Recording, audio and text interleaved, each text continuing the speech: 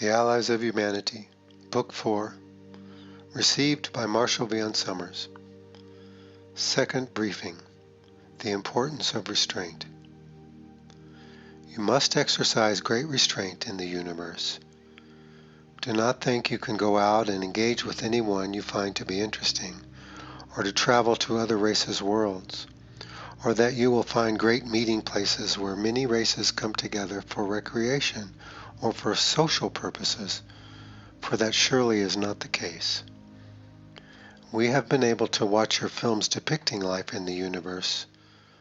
Unfortunately, they are grossly incorrect and dangerously misleading.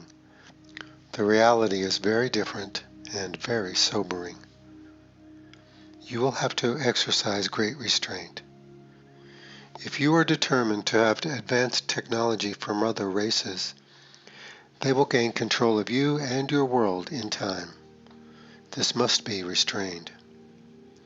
If you seek to travel or to seize territory in other places beyond this solar system, you will face great opposition and conflict.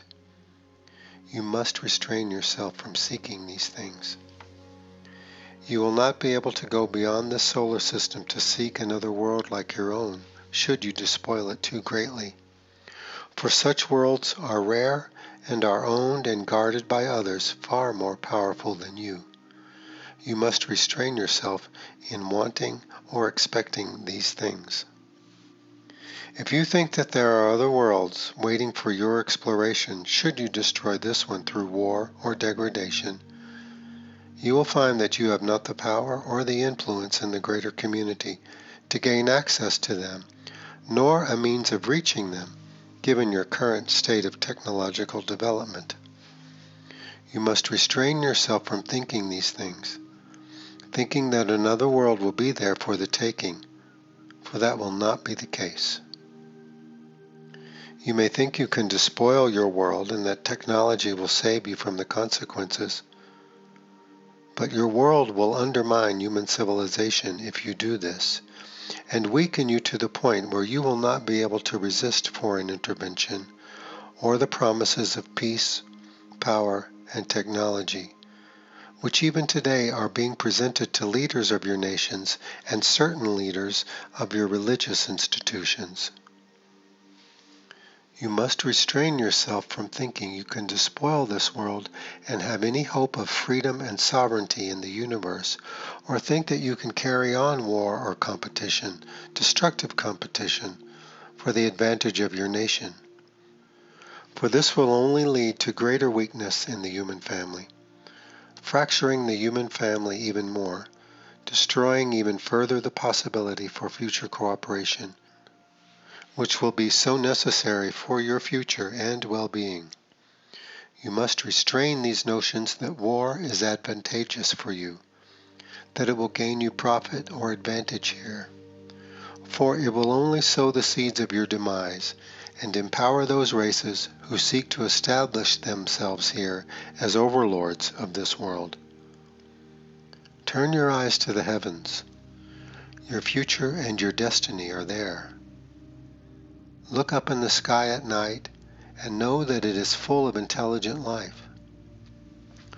While there are countless barren and uninhabitable worlds there, the number of races in your local universe in this sector, which is a small region of space, is tremendous. For you live in a very well-inhabited part of the galaxy, where rules of engagement have been long established and where war has been suppressed. This is both an advantage and a disadvantage for you. As we have spoken of in our previous briefings, you are protected from outright conquest, but the possibility and the reality of intervention and persuasion are tremendous. You will have to gain greater skill here and preparation, awareness, determination, skill, restraint. For you now, the universe is merely the background to your great problems on Earth. But the reality of this universe is the greater force driving your world and your evolution.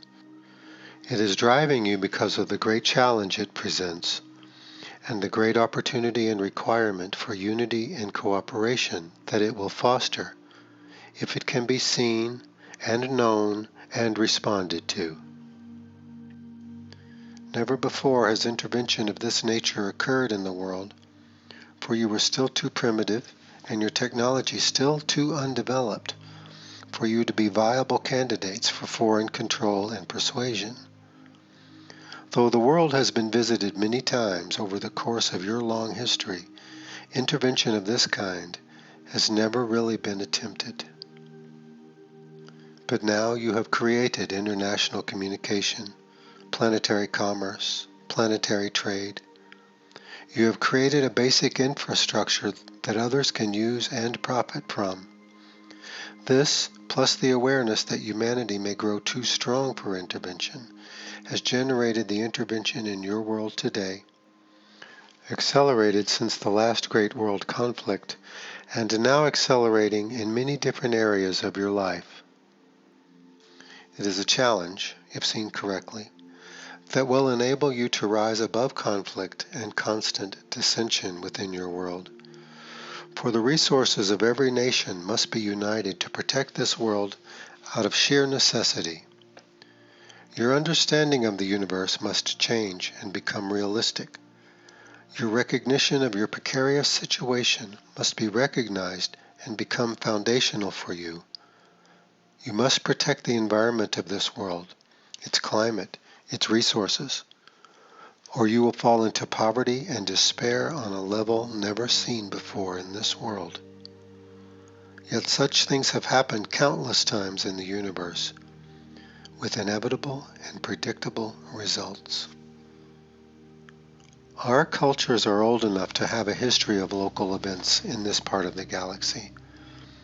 We have been able to see and know things that you cannot yet see or know directly.